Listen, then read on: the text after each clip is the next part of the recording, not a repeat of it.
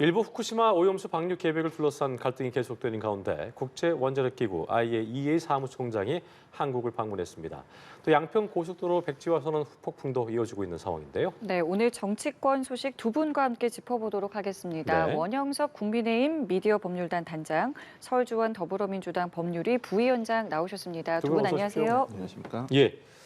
자, 후쿠시마 오염수 관련 방류 관련 내용부터 좀 짚어보겠습니다. 저희가 앞서 뉴스로 보도를 해드린 대로 라파엘 그로시 사무총장 어제 밤에 입국을 했습니다. 10시 반쯤에 좀 입국을 했는데 일단 외교사절들이 온 상황이었는데 항의 시위 때문에 자정 넘어서 이제 다른 경로를 통해서 또 이동을 했는데 네. 일단은 뭐 상당히 계속 그 논란이 계속 이어지고 있는 상황인 것 같고 현재까지 상황을 좀 다시 한번 짚어보겠습니다. 지금 이제 그 보고서가 나왔잖아요. 예. IAEA에서 그 후쿠시마 그 오염수의 안전도에 대해서 이미 과학적인 보고서를 냈고 거기서 이제 안전하다 이렇게 이제 방류 계획을 가지고 진행하면 다른 문제가 없고 안전할 거다라는 보고서가 나왔기 때문에 예. 그 부분에 대해서 이제 그 후쿠시마 오염수 문제가 2라운드로 이제 넘어가고 있는 상황입니다.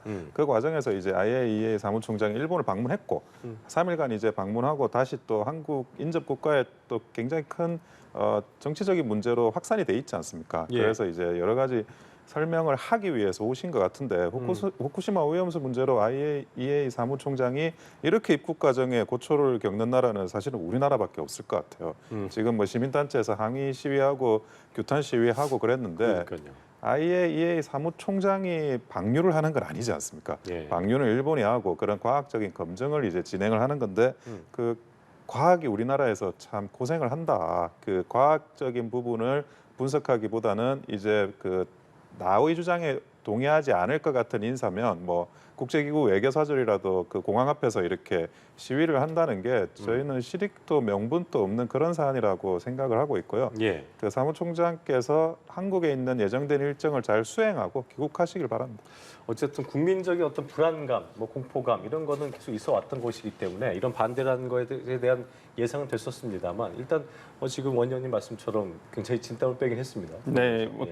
그로시 총장이 방문하는 나라는 이렇게 극렬한 반대가 있는 나라만 본인이 가겠다고 한 거거든요. 일단은 그래서 뉴질랜드와 그다음에 태평양 도서국가, 예. 그다음에 우리나라 아마 제가 봤을 때 중국에 가셔도 이렇게 항의 많이 받지 않으실까 생각도 드는데 어찌 됐든 반대가 있으리라는 것은 충분히 알고 계셨을 거라고 생각을 하고요. 뭐 어떤 국민들 중에서 뭐 이렇게 굉장히 불안감을 많이 가지신 분들이 아마 나가셔서 항의를 하신 것 같아요. 저는 이것도 하나의 뭐 국민들의 표현의 방법이라고 생각을 하고요. 예. 뭐 조금 그렇다고 한들 이것이 너무 정도가 심해서 어떠한 뭐 위해를 가한다든지 그렇죠. 그럴 필요는 없죠. 어떤 의사 표현을 하는 것과 상대방에 대한 뭐 침해를 한다는 것은 별개의 문제이기 때문에 저는 항의를 할 수 있고 표현을 할 수 있다고 보지만은 그거에 대해서 어떤 물리적이거나 어떤 위협적인 방법으로 해서는 안 된다고 저는 생각을 합니다.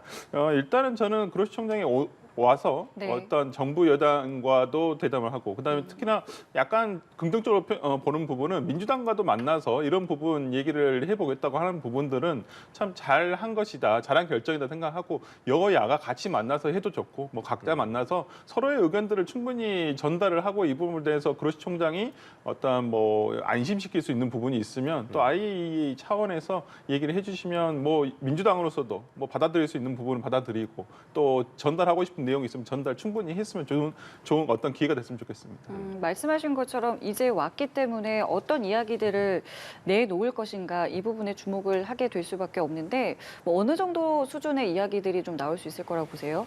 이제 뭐 과학적인 이야기는 하지 않을 것 같아요. 왜냐하면 과학적인 이야기는 이미 보고서에 다 담겨 있어요. 예. 과학적으로 이게 뭐 어떻게 되고 뭐 방사능 수치가 어떻게 되고 뭐 이런 이야기들은 그거는 이제 그 보고서로 다 대체가 되는 거고 그러면 이 사무총장께서 하실 이야기는 뭐냐? 과학적인 보고서에 대한 설명이 아니고 그 과학적인 보고서를 만든 사람들의 구성이라든지 그 과정 거기에서 어떤 신뢰도 있는 그런 과정을 거쳤다라는 거를 설명하실 것 같거든요.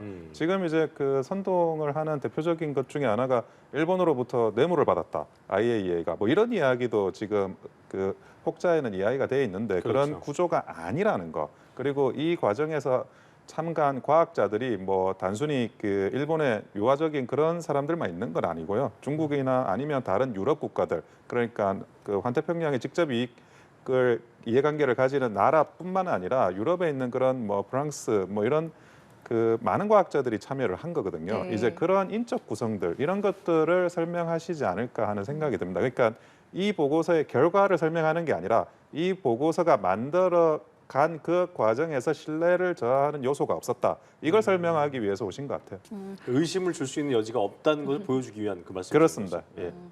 설주환 부위원장께서는 뭐 어떤 이야기가 좀 필요하다고 그러니까 보세요? 그로시 총장은 과학자가 아니에요. 저도 IAEA 전문가 중에 과학자인 줄 알았는데 외교관입니다. 기본적으로. 그래서 이제 아마 IAEA가 가지고 있는 어떤 과학적인 분야도 있을 것이고 유엔 기구이기 때문에 외교적인 부분도 있을 거예요. 저도 몰랐는데 그로시 총장은 외교관이더라고요. 그러니까 저는 어찌 보면 지금 IAEA 보고서 내용을 지금 뭐 야권에서도 차분히 읽어보시는 분들이 계시더라고요. 그 내용에 대해서도. 근데 내용을 보면 그로시 총장 인터뷰 내용도 보면 우리가 일본의 방류를 찬성하거나 지지하는 게 아니다.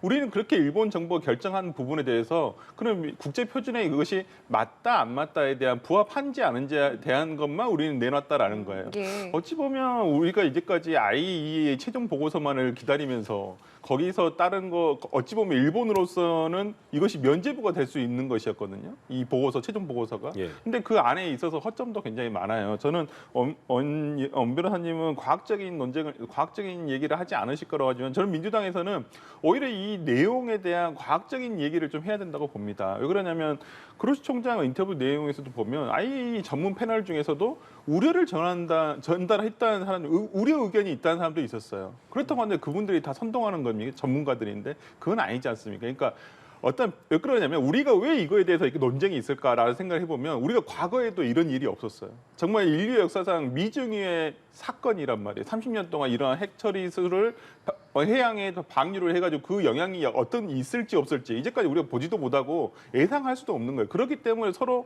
어떤 과학적인 수치만을 가지고 일단 논쟁을 하는 것이고 과학적인 수치만으로 안심할 수가 없어서 국민 감정은 걱정을 하고 있는 부분이에요. 저는 그런 부분에 대해서 그러니까 민주당으로서는 당연히 방류 반대를 한다라는 것을 하겠지만 물론 아까 얘기해 주신 대로 방류 결정은 일본 정부가 하는 것이지 IAEA가 하는 것은 아닙니다. 하지만 그렇다고 한다면 저는 민주당에서 그럼 IAEA 사무총장 그로시 총장이 30년 동안 그 후쿠시마 지역에 사무소를 설치해서 끝까지 마지막 남은 한 방울까지도 철저히 감시를 하겠다 했어요. 그러면 이거에 대한 구체적인 어떠한 방안이 있는지 그리고 정말 이 보고서가 작성을 될 때 과학적으로 문제가 전혀 없었는지 이런 부분에 대해서 좀 국민들이 납득할 수 있는 저는 답이 됐으면 좋겠다 생각합니다. 정부 입장에서도 그 IAEA 종합 보고서를 존중한다는 뜻을 밝혔지만 이 어떤 국민적인 불안감은 계속 이어지고 있기 때문에 일본의 오염수 처리 계획을 계속 검증하겠다. 그러니까 정부는 뭐 저희가 이제 정쟁을 떠나서 정쟁도 사실 국민 입장에서 굉장히 피곤할 수 있기 때문에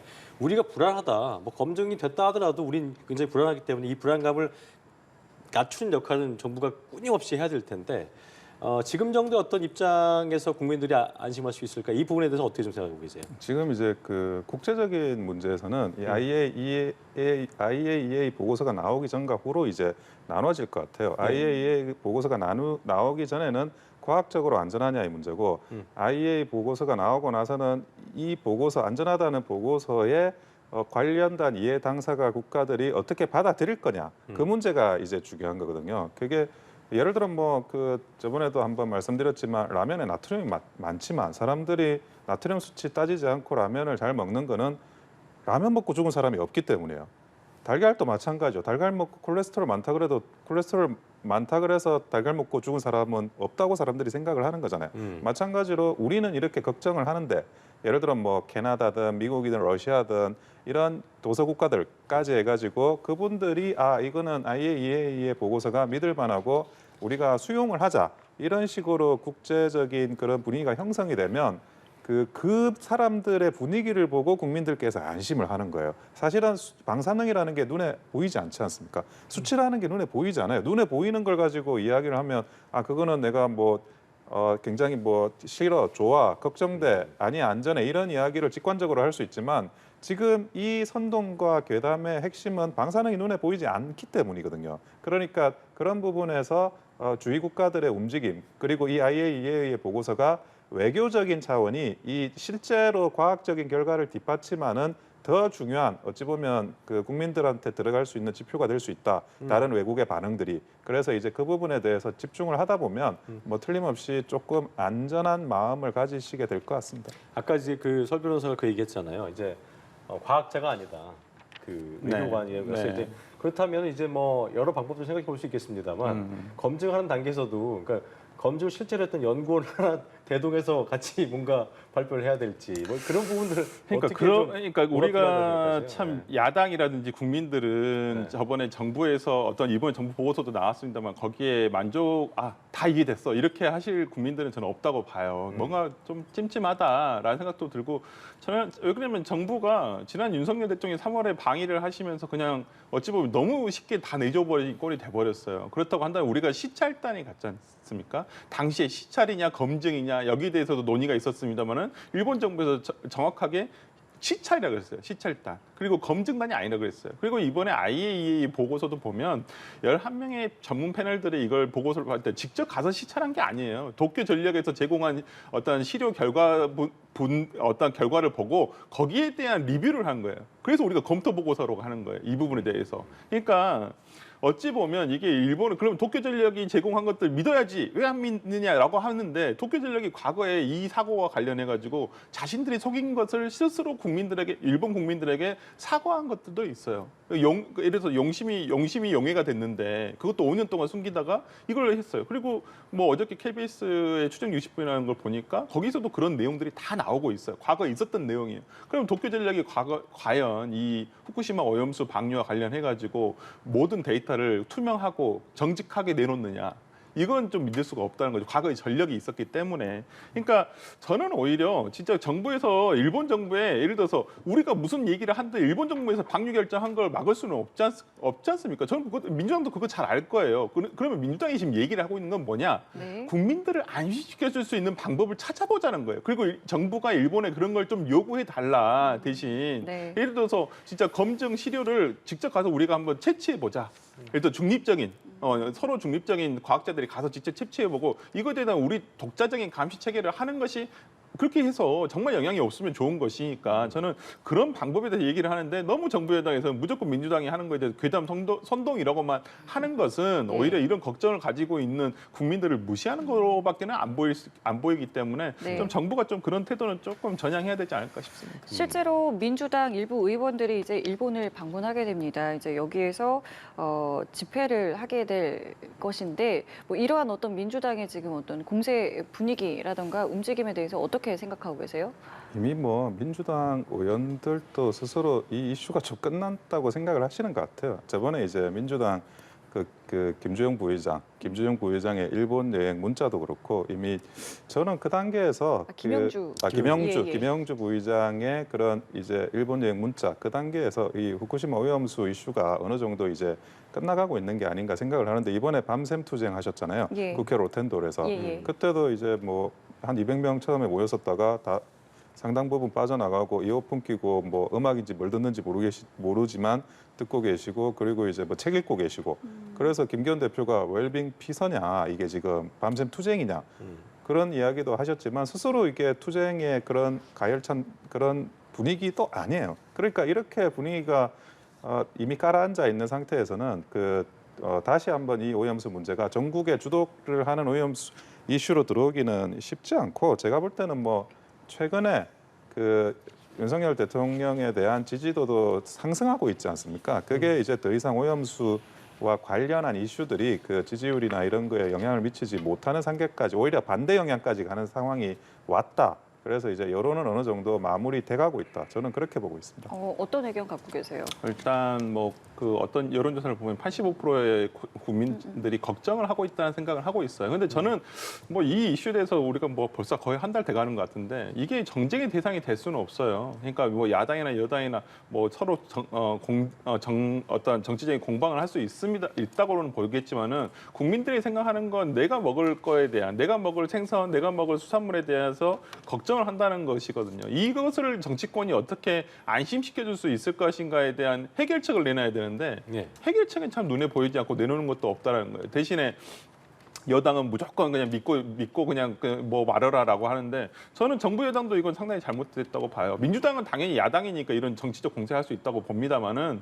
정부 여당에서는 이렇게 그냥 무조건 누르려고만 하면 안 된다는 거예요. 일본 정부에서도 지금 자국의 수산인들을 위해서 그 정신적인 피해 보상의 6조를 준비해주고 있단 말이에요. 그리고 우리나라는 지금 수산인에게 어떠한 그러면 우리가 앞으로 이러이러한 손해가 발생했을 때 그러면 수산인들이란지 어업인들에게 어떠한 손해배상이란지 보상을 해줄 것인지 보상이겠죠. 뭐 손해배상은 아니니까 보상을 어떻게 해줄 것인가 구체적인 내놓은 해결책이 있어야 되는데 그냥 안심하고 먹어라라고만 하면 누가 이걸 믿겠습니까? 저는 지금 정부 여당의 태도는 네. 괴담 선동으로만 몰아붙일 게 아니라 이러이러하니까 우리가 좀 차분하게 설명하는 그런 좀 태도가 필요하지 않나라는 생각이 좀 듭니다. 예. 이제 오는 10일부터 15일까지 윤석열 대통령이 4박 6일 동안 리투아니아와 폴란드를 방문하게 되는데 이제 그 한일 정상회담이 이 자리에서 좀 이루어질 수 있을 것이라는 예상이 나오고 있는 상황이어서 이 자리에서 이제 기시다 총리를 만나게 되면 아까 지금 뭐 설 변호사 얘기대로 야당은 이제 오염수 방류가 국민 85%가 반대하는 뜻을 좀 정확히 전달해야 된다. 뭐 이런 요구를 했는데 그런 자리에서 좀 그런 얘기가 나올 수 만약 만남이 이루어진다면 그런 얘기가 나올 수 있을지 또 어떤 얘기가 좀 진척될지에 대한 부분을 좀 고민해봐야 될 것 같습니다. 어떻게 좀 예상하십니까? 지금 이제 한일이 만나면 이제는 좀 그 미래지향적인 그런 이야기를 해야 될 때가 아닌가 싶어요. 최근에 이제 한일 간에 100억 달러의 통화 스와프를 체결하지 않았습니까? 그렇죠. 그리고 나서 나온 뭐 최근에 그 기사를 보니까 신한은행하고 미주은행이 3년 전에 이미 통화 스와프를 민간에 체결했는데 발표도 못 하고 있었다는 거예요. 민간이 서로 협력을 하고 교류를 하겠다고 하는데도 그게 그 기존의 정권의 어떤 전국 분위기에 눈치가 보여가지고 그런 이제 적극적인 발표를 못 하고 있는 그런 상황들을 해소를 해야 되거든요. 그리고 이제 그 김병준 정경련 회장 직무대행도 이제 정경련을 수습하고 계시고 이제 정부에서 일본하고 할 일들은 또 큰 틀에서 이제 매조지가 되는 게 있고 거기에 따라 가지고 기업들이 또 일본의 기업들과 협력해야 될 것들이 있어요. 예. 그 협력에 따라 가지고 또 정부가 다시 또 새로운 이제 지향을 만들어가야 될 문제가 있고 우크라이나 전쟁도 이제 곧 언제 끝날지 모르지만 뭐 영원히 계속될 전쟁은 아니고 그 전후 문제라든지 그리고 이제 세계 전국이 바뀌는 부분에서 한국과 일본이 나토에 가가지고 지금 이야기를 하는 거지 않습니까? 네. 유럽에 가가지고 그러면 무슨 이야기 하겠어요? 여기서 후쿠시마 오염수는 이야기하기보다는 그런 이제 전국적인 유럽과 서방에 대한 그런 이제 새로운 질서에 대해서 어떻게 둘이서 공동으로 대처해 나갈 것인가, 양국의 기업들이 어떻게 공동으로 대처해 나갈 것인가라는 미래지향적인 이야기 그런 게 필요하다고 보여집니다. 두 정상이 만나게 되면 어떤 말이 좀 필요하다고 좀 보고 계세요? 뭐 지금 뭐 언론 보도라든지 이런 내용을 보면 오염수 방류에 대한 얘기가 뭐 나올 수밖에 없을 것이다라고 돼 있어요. 저는 이거 당연히 얘기를 하셔야 되고요. 저는 오히려 대통령께서 이러한 국민들의 걱정을 지렛대 삼아서 그러면 일본 정부가 우리에게 뭐 해줄 거냐 어떤 뭔가를 얻어오는 게 있어야죠. 외교라는 것은 그냥 가드 내리고 얼굴 다 맞아주는 게 잘하는 게 아닙니다. 어떠한 내가 예를 들어서 막으면서 맞아주면서도 뭘 얻어낼 것인가 상대방에게 얻어낼 걸 생각을 하셔야죠. 저는 국민의 걱정을 꼭 지렛대 삼아서 외교적 성과를 내야 돼요. 그게 뭐였냐면 바로 눈앞에 보이는 것은 그럼 너희들의 방류로 인해서 그럼 우리나라 예를 들어서 대한민국 수산인들이나 어업인들의 손해를 받게 되면 그럼 일본 정부는 뭐 할 것이냐? 그러면 일본 정부에서 자국 수산인들을 위해서 이거 기금 마련했듯이 대한민국 수산인을 위해서 너희들의 기금을 마련하든지 이런 식으로 해서 구체적인 어떤 방안을 가져오실 수 있는 좀 저는 그런 회담이 됐으면 좋겠습니다. 예, 알겠습니다. 자, 이번에는 저희 좀 주제를 바꿔보겠습니다. 예. 서울 양평 고속도로 건설 사업에 대해서 원희룡 국토부 장관이 전면 중단을 선언했었습니다. 그런데 여당이 약간 재추진을 할 것 같은 뉘앙스를 좀 풍겨서 지금의 상황을 좀 저희가 어떻게 이해를 해야 될지 먼저 좀 여쭤보겠습니다. 근데 원희룡 장관이 뭐 전면 백지화라든지 뭐 중단이니 이런 단어를 썼지만 네. 그게 원희룡 장관이 그러면 안 하겠다고 한 게 아니라 못 하겠다고 한 이야기죠. 정확하게 그 맥락을 따져보면 예, 상대의 예. 프레이밍 때문에. 예. 그렇죠? 상대가 자꾸 이렇게 프레임을 걸어가지고 태클을 거니까 이래가지고 어떻게 이거를 계속 할 수 있느냐 못 하겠다라고 한 거거든요.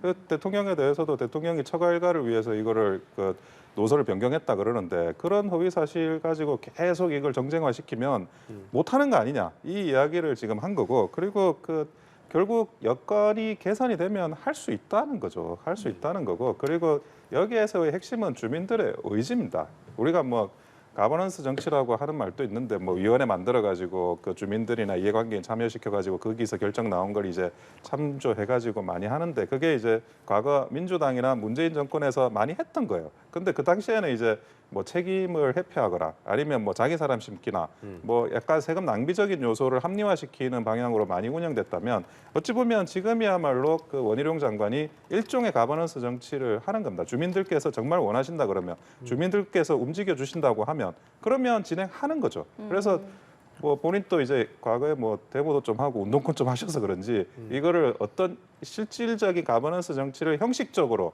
제가 볼 때는 이런 녹여서 추진하고 있다. 저는 그렇게 보고 있습니다. 다만 이게 국민의힘이 지금 전제로 깔고 있는 것이 민주당의 사과가 좀 필요하다라는 부분이거든요. 어떻게 그렇죠. 좀 보고 계세요? 네, 그럼 제가 한번 얘기를 해볼게요. 예. 양평고속 이번에 양평고속도로 수정한 사람은 원희룡 장관이에요. 수정한 노선의 끝에 땅을 가지고 있으신 분은 지금 김건희 여사. 뭐 김건희 여사 일가예요. 예. 그러면 여기에 대해서 양평고속도로 다 백지화하겠다는 사람은 누구예요? 원희룡 장관이었어요. 근데 여기 절차에 대해서 문제를 삼고 충분히 합리적인 의혹을 제기한 민주당이 왜 사과를 해야 되죠?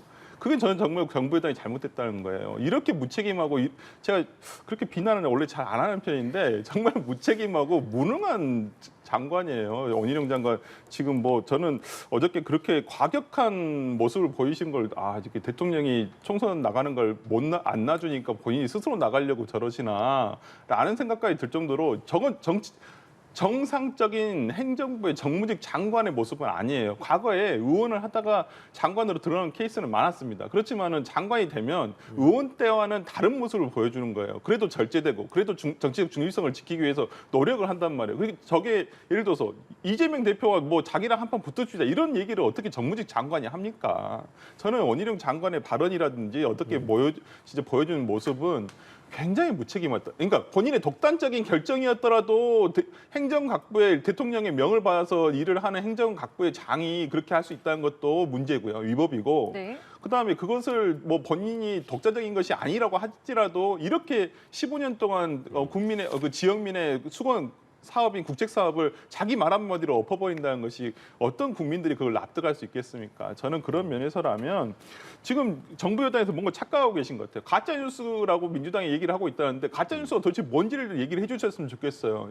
그 과정을 소상하게 설명을 해달라는 건데 바뀌게 된 과정을 설명을 해달라는 건데 무조건 가짜 뉴스 한다고 이렇게 선동한다라고만 얘기를 하는 것이 좀 정부 여당이 참 실력 없음을 스스로 드러내는 건 아닌가 싶습니다. 그때 이제 보니까 이제 그 원희룡 장관 얘기는 예비 타당성 그 예타가 이제 2021년 4월에 양서면 통과안으로 됐다가 그 다음 달에 이제 그 뭐라고 하죠? 민주당 지역위원장도 그렇고 그쪽 민주당 측에서 강화 IC가 좀 필요하다면서 얘기했던 부분이어서 그 정치원의 문제 때문에 이제 그랬던 것이 우리가 이거를 모든 양서에서 바꾸려고 했던 게 아니다라는 얘기를 하면서 이제 그 부분은 빼고 민주당이 비판을 했다, 의혹을 제기한다 이렇게 얘기를 하면서 반박했었는데 어떻게 좀 그 상황을 좀 바라보셨어요? 아니 근데 저는 민주당이 그래서 어떻게 하자는 건지를 모르겠어요. 가만히 듣다 보면 진행하자는 건지 진행하지 말자는 건지 그러면 그게 무슨 특혜 비리가 있어가지고 진행하지 말자는 건지라고 가만 듣다 보면 또 백지화하면서 또 진행하자는 거예요. 그 진행하면 어떻게 진행을 하냐? 그럼 원안대로 하자는 거냐? 근데 원안에는 강화 IC가 없어요. 그러니까 강화 IC가 있는 원안하고 강화 IC가 없는 원안하고 강화 IC가 있는 이제 이안이 있는 거고 이안을 왜 하느냐에 대한 그거를 이제 지적을 하는 건데 근데 그러면 원안대로 하면 강화 IC가 없는 일안으로 가면 되는 건데 그것도 아니에요.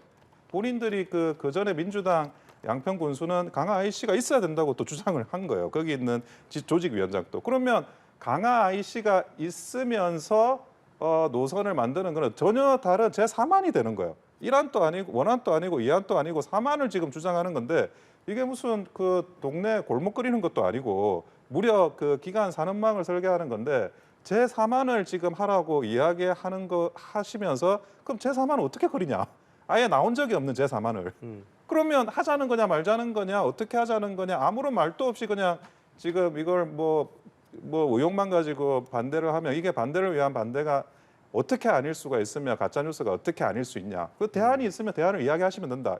저희는 이렇게 말씀을 드리고 싶은 거죠. 국민들은 행간을 잘 읽어야 될 것 같고 이게 네. 어떻게 시작된 거라는 게 대한 궁금함이 많으실 텐데 예. 반론 얘기해 주시죠. 그러니까 민주당에서는 원안대로 하자는 거예요. 네. 양서면을 정점으로 하는 원안대로 하자. 바뀐 노선 하지 말고. 그리고 그 뭐 강화 IC에 대한 내용 민주당 측에서 먼저 얘기를 했다라는 부분 그 당사자한테 확인을 해보니까 최재관 당협위원장 아니 그러니까 우리 지역위원장한테 확인을 해보니까 당시에 21년도 5월 달에는 이 변경된 종점안에 대한 안은 아예 없었어요. 근데 왜 강화 IC를 설치하자?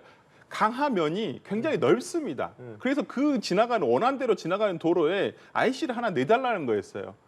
그렇기 때문에 원안대로 하더라도 강한 IC는 낼 수가 있었습니다. 그 부분에 대해서 나들목을 하나 내달라는 것이 하나의 건의사항이었고 당시에는 지금과 같이 강상면으로 가는 변경안이 아예 존재하지 않았어요. 근데 존재하지도 않은 안에 대해서 어떻게 강한 IC를 내달라고 합니까? 그러니까 이 부분을 지금 원희룡 장관이 어저께 아침에 인터뷰에서 이 부분 그러니까 원안대로 해도 충분합니다. IC 낼 수 있다는 IC 말씀이시죠. 하나 낼 수가 있어요. 얘기였다. 지도를 자세히 살펴보면 그렇기 때문에 저는 어저께 원희룡 장관이 아침 인터뷰하면서 사실관계를 상당히 이렇게 왜곡해가지고 말씀하시는데 그러지 않으셨으면 좋겠습니다. 반론 제기하실 게 있겠습니까? 예. 지금 이제 바로 그 부분인데요. 강화면의 면적이 41제곱킬로미터입니다. 그 강화면의 면적이 얼마나 크냐면 우리가 면이라고 하니까 약간 작게 생각하는데 그게 아니고 서초구나 강남구 크기예요. 굉장히 크죠. 예, 서울에 있는 몇 개구를 합쳐야지 되는데 그러면 이 노선이 1안하고 2안은 완전히 이렇게 약간 크게 지도로 보니까 가까워 보여도 그 사이에 있는 간격이 수십 킬로입니다. 그 수십 킬로 사이에 그러면 하나만 빼달라고 그러면 그 IC가 어디에 걸쳐가지고 다시 도로하고 연계돼가지고 가야 되는지 그게 사실 새로운 도로를 만드는 거랑 똑같은 부분인데 그거를 쉽게 아니 나는 원한대로 하고 강화 IC를 설치하자고 IC 하나 더 설치하자고라고 했다. 그거는 그 도로 계획 자체 전체를 바꾸는 건데 왜? 강화면이라는 게 굉장히 넓기 때문입니다. 그 강화면에 어디에 IC가 설치하느냐에 따라 가지고 주민들의 편의가 보장되느냐 보장되지 않느냐는 천지 차이라는 거죠. 예. 자, 그렇기 때문에 지금 어쨌든 양평 이제 군민들 같은 경우에는 이게 갑자기 또 하루아침에 이렇게 됐기 때문에 다시 한번 좀 추진을 해야 된다라는 목소리가 있고 그렇기 때문에 이게 누구의 책임인가에 대해서 또 정치권의 공방으로 번지고 있는데 뭐 당내 일부에서는 뭐 원장관의 뭐 탄핵이라던가 뭐 책임론에 대해서 목소리가 좀 나오고 있어요. 이 부분에 대해서 뭐 어떻게 보고 계세요? 뭐 책임을 어디까지 져야 된다고 보세요? 그러니까 이제 민주당이 이제 내부의 사정을 여러 가지로 외부의 이슈로 지금 그 가름하시려는 게 좀 많은 것 같아요. 후쿠시마 오염수 문제도 이제 약간 좀 이슈가 죽는 상황이니까 새로운 이슈를 이제 한 건데 이 팩트 체크가 전혀 안 된 상태로 지금 막 나오다 보니까 원래 이렇게 그 반대 사실, 반격 사실이 많은 그런 이슈는 쉽게 건들면 안 되거든요. 근데 그 지금 과거에 이제 그 양평 군수, 민주당 양평 군수가 강화 IC 주장했다는 거 그리고 대다수의 또 주민들이 이안을 오히려 더 선호한다는 거 이 부분에 대해서도 전혀 팩트 체크를 안 하고 지금 진행을 하고 계신 거예요. 근데 이게 지금 팩트 체크 안 하는 게 약간 그 김의겸 의원 스타일인데 민주당 전체가 약간 김의겸스럽게 변경되고 있는 게 아닌가 싶기도 하고 근데 지금 이제 그 주민들의 생각 이게 제일 중요합니다. 주민들의 생각에 맞춰가 주민들이 원하는 노선이 정말 뭐 기존의 일안에서 그 우리 설주환 변호사님 말씀하시는 것처럼 거기에서 IC를 따는 건지 아니면 그게 이안으로 가는 건지 아니면 진짜 우리가 알지 못하는 제3안이 있는 건지 예. 거기에 따라 가지고 주민들의 의견을 100% 반영해서 추후에 재추진을 하는 게 제일 나을 거라 봅니다. 말씀하신 것처럼 후쿠시마 이슈에서도 중요한 거는 뭐 정쟁보다는 국민이고 이 이슈에서도 중요한 거는 이득을 보게 되는 또 이익을 보게 되는 네. 양평 국민일 텐데 어떤 방향을 좀 흘러가야 된다고 보시는지 일단은 뭐 궁금하시겠습니다. 저도 마찬가지입니다. 주민 공청회를 했었어야 돼요. 근데 이 변경된 노선안에 대해서 주민 공청회 자체가 없었어요. 그리고 이거에 대해서 심지어 양평군 의회 의원들도 몰랐다는 거예요. 그만큼 여론 수렴이 안 됐다는 거예요. 그런데 이게 바뀌었다는 부분에 대해서 그 절차상에서 의혹이 있기 때문에 민주당에서 이걸 밝혀라. 왜 그럼 그렇게 바뀌었는지에 대해서를 알고 싶다라는 것이고요. 저는 일단은 원안대로 저는 추진이 돼야 한다고 보고 거기에 대해서 민주당이 한마디도 한 적이 없지 않습니까? 그렇기 때문에 논란이 없는 원안대로 추진을 했으면 좋겠고요. 그리고 원희룡 장관은 빨리 자기 말대로 은퇴하셔야죠. 정기 은퇴도 하시고 장관직도 그만 내려주시고. 뭐 이제 곧 현안질의도 있다고 하니까요. 그러니까요. 앞으로 또 어떤 이야기들이 나오는지 저희가 좀 지켜보도록 하겠습니다. 네. 두 분과는 여기서 인사드릴게요. 지금까지 원영석 국민의힘 미디어법률단 단장, 설주원 더불어민주당 법률위 부위원장과 함께했습니다. 두 분 고맙습니다. 두 분 고맙습니다.